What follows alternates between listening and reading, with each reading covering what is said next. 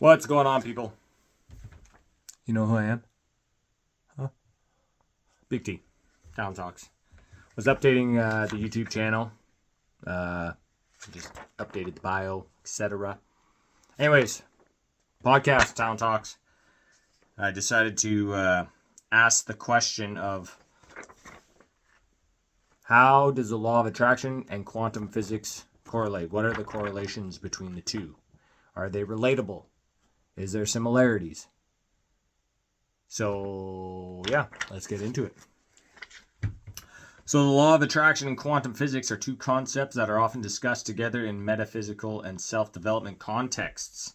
While the law of attraction is primarily a psychological and philosophical principle, quantum physics is a scientific discipline. Despite their different foundations, there are some intriguing correlations between the two that lead people to explore their interconnectedness. Let's dive deeper into these correlations. Yes, shall we? Number one, observer effect and the power of thought. Lots of the books that I've read, The Power of Awareness by Neville Goddard, As a Man Thinketh by James Allen,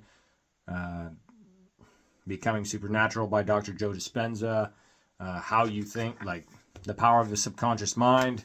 There's tons of books out there. It's all geared towards how you think. It does do a lot, because the way you think encourages the way you act, encourages the way you behave, encourages the actions you take, the choices you make, right? Ultimately, you become what you think. So, one of the key ideas in both the law of attraction and quantum physics is the observer effect, which refers to the way in which the act of observation can influence a system. So, the way they break it down, they'll do quantum physics and they'll do the law of attraction. So on the quantum physics side of things, in quantum mechanics, particles like electrons exist in a state of probability known as a wave function until they are observed. The famous double slit experiment demonstrated that particles behave as waves when unobserved, but when measured or observed, they act as particles. This implies that consciousness, or the act of observation, affects the outcome of the experiment. So there you go. Observation affects the physical reality, is what my understanding is. The law of attraction. The law of attraction posits that your thoughts or focus can influence your reality. In this view, just as observing particles can affect their behavior, focusing your thoughts on a desired outcome can manifest that outcome in your life. The idea is that thoughts collapse potential realities into the one you're focusing on, much like how observation in quantum physics collapses a particle's probability wave into a defined state. So, my thoughts on your thoughts creating your reality. When you're focusing your thoughts towards a situation or experience that you want to have, it will come about in a way that will surprise you. Because if it came about in a way that you were expecting, then life would be no fun. There'd be no surprises, right? So sometimes when you're geared towards a certain experience that you want to have and how the outcome presents itself, or the experience presents itself, is going to be different than what you were expecting, which is great because then it's a surprise, right?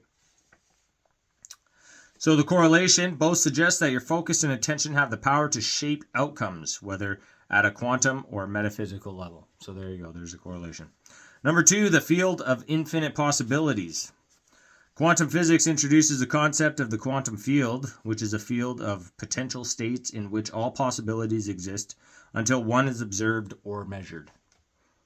So quantum physics, the quantum field represents a state where particles can exist in multiple places, states, or conditions simultaneously, a concept known as superposition.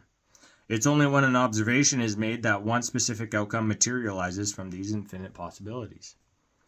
The law of attraction suggests that there is a field of infinite potential where all possible outcomes exist, and by focusing on a particular outcome, you can attract that possibility into your reality. This is similar to the idea of collapsing the wave function in quantum physics. Focusing on a desired result brings it into existence from the field of possibilities. So the correlation, both ideas suggest that the universe exists as a field of infinite possibilities, and that through thought or observation, we bring certain outcomes into being. In the law of attraction, this is done through intention and desire, while in quantum physics, it's through measurement or interaction. Number 3, probably the most popular, energy and vibrational frequencies. You always talk about, this person gives me the vibes. I ain't enjoying the vibes coming from this individual, or the vibes of this place don't, I don't like the vibes coming from here. So, okay, so energy and vibrational frequencies.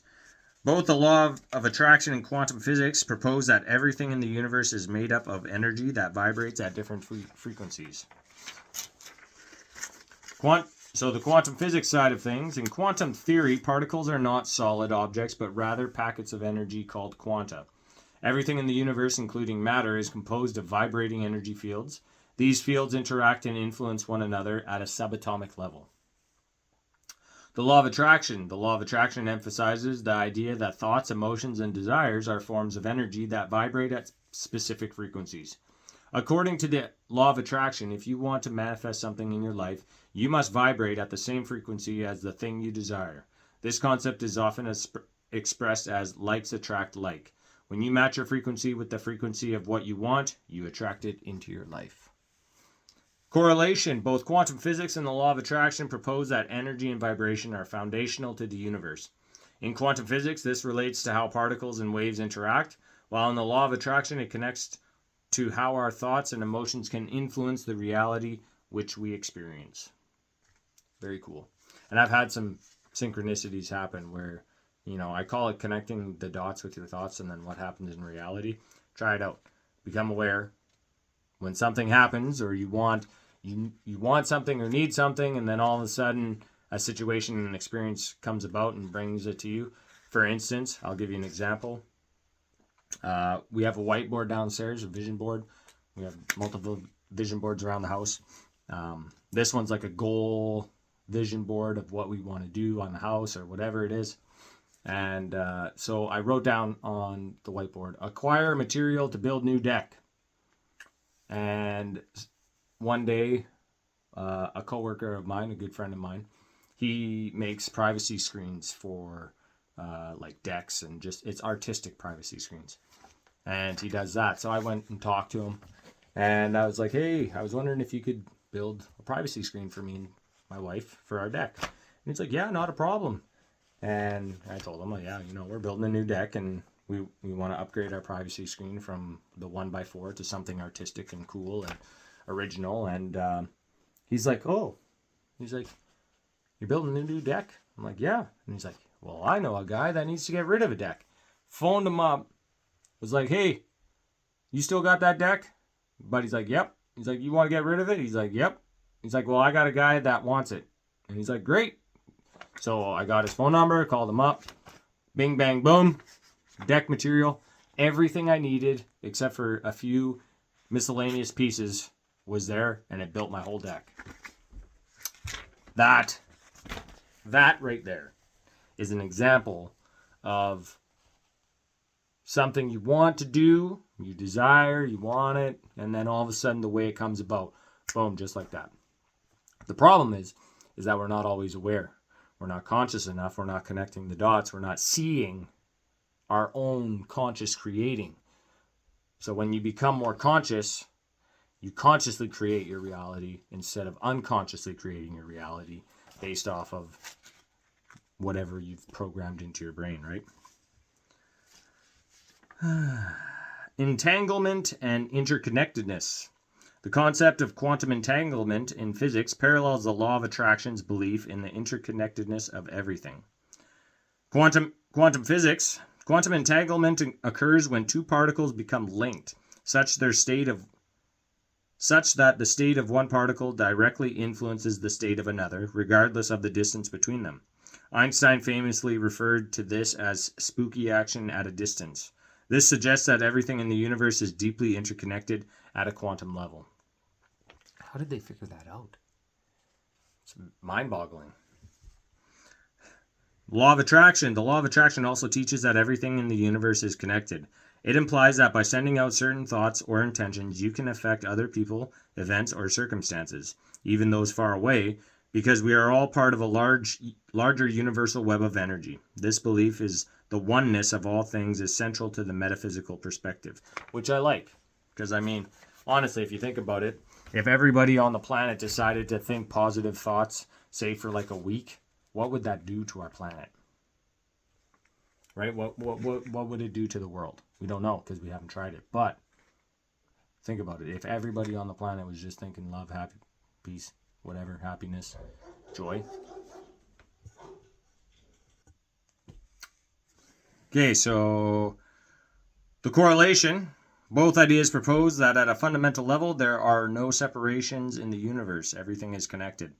Quantum entanglement shows how particles can influence each other across great distances, while the law of attraction suggests that our thoughts and intentions can have far-reaching effects beyond what we can immediately perceive.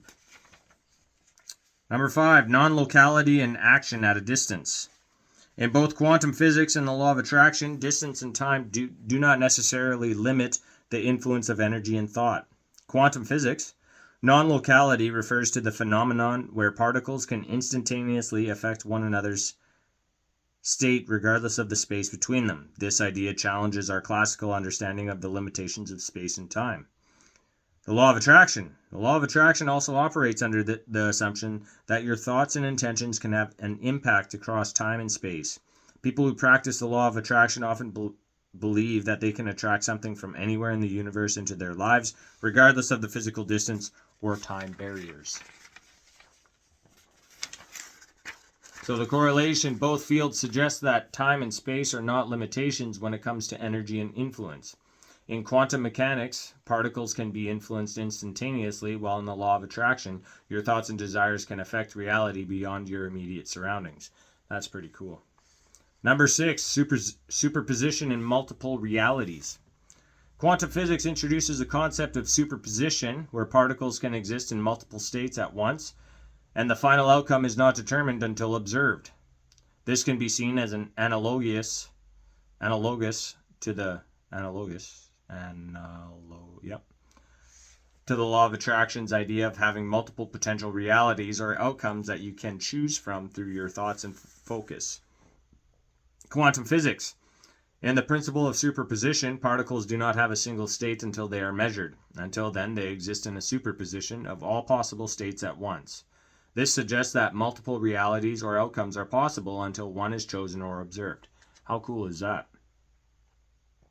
The law of attraction. Similarly, the law of attraction suggests that there are many potential realities available to you, and the reality you experience is determined by your thoughts, beliefs, and focus. You can manifest a particular reality by focusing on it, thus collapsing other potential outcomes. Correlation. Both suggest that multiple outcomes or realities exist simultaneously and that your focus, whether it's thought or observation, determines which reality manifests. In quantum physics, it's the act of measurement, while in the law of attraction, it's your intention and belief. One of the things I want to talk about that is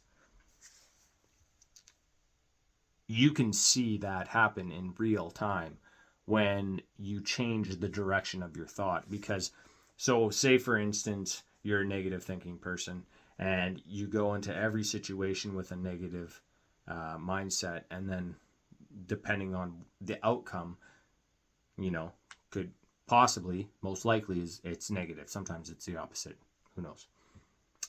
But so you go in with a negative mindset, but then all of a sudden, say you switch and you start thinking positive.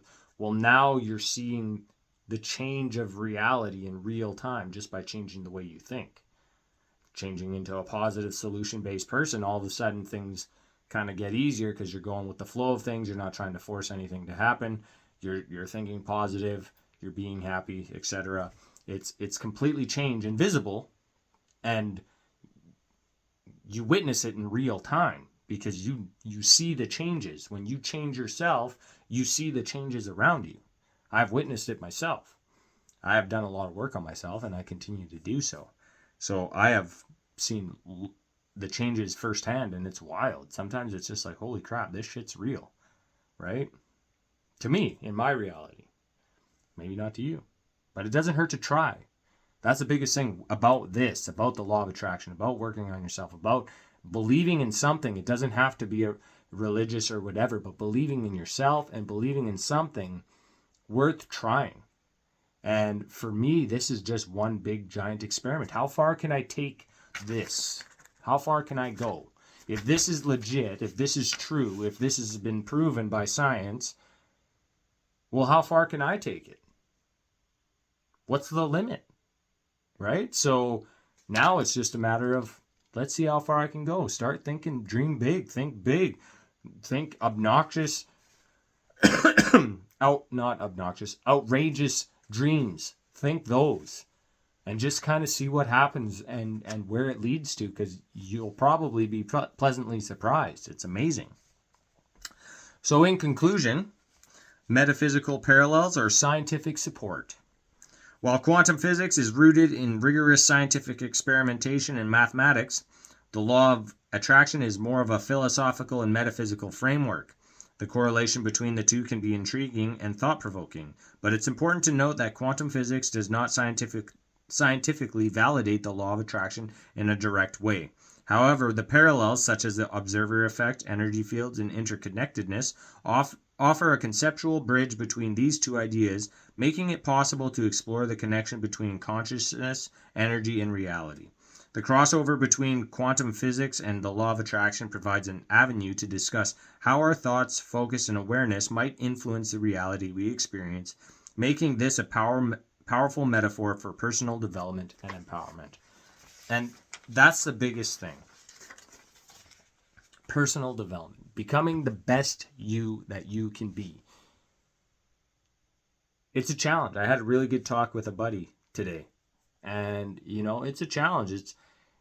I was telling him to look at yourself in the mirror and say, maybe not this way, but say that, maybe I'm the problem and I have to change myself in order for things to get better around me. That's tough. That's a tough thing to do.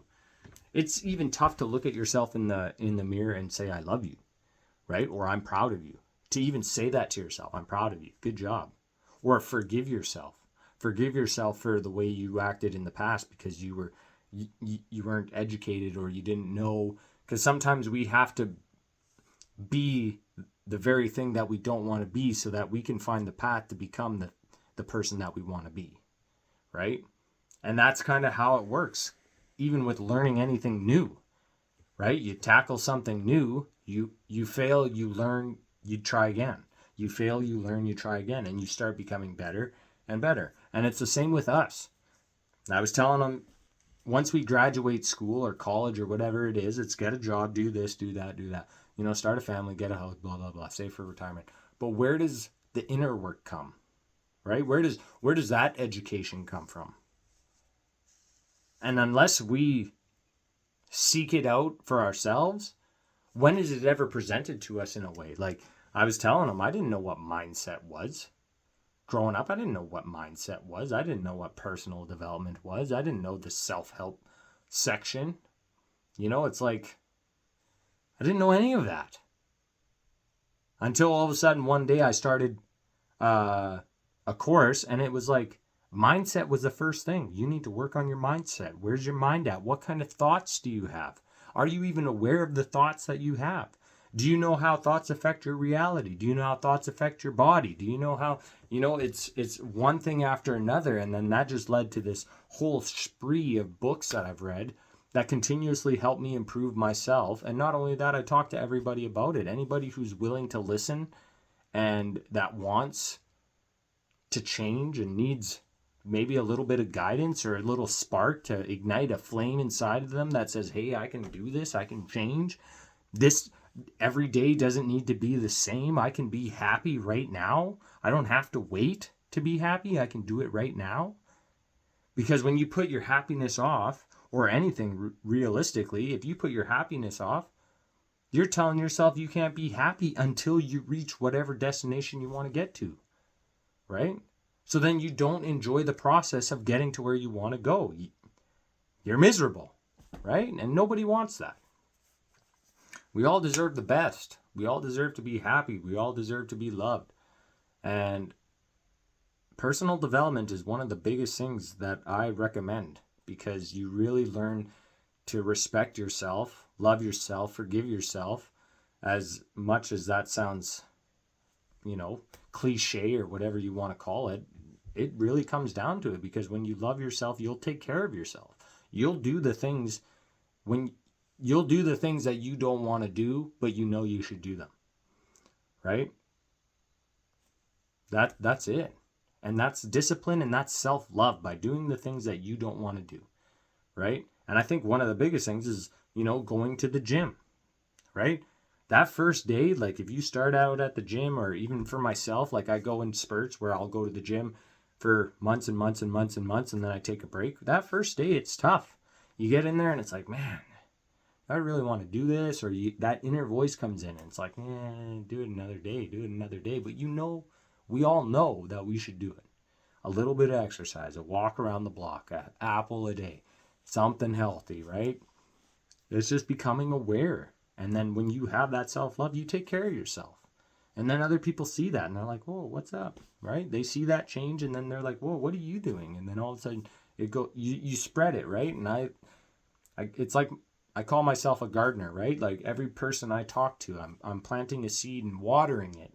The more and more someone talks to me about something, I'm watering that seed and hoping it'll grow, and people will realize that taking care of yourself and improving yourself on a day-to-day basis is beneficial to your overall well-being. Life isn't as hard when you start taking care of yourself and start working on yourself and becoming a better person and the type of person that you want to be. And sometimes you really got to break down who you are and what you don't like about yourself and what you need to change. And that's tough. That can be tough because you have to point out your own flaws, which we probably already do, right? So anyways, that's the podcast episode. The law of attraction in quantum physics, how and what are the correlations? And there you have it. So there's a little bit of scientific, like it says, it doesn't, whatchamacallit?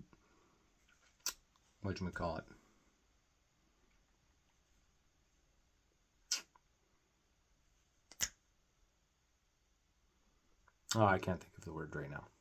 But anyways,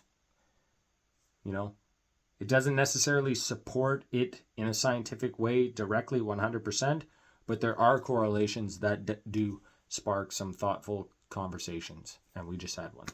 So with that, thank you for watching, and we'll catch you at the next one.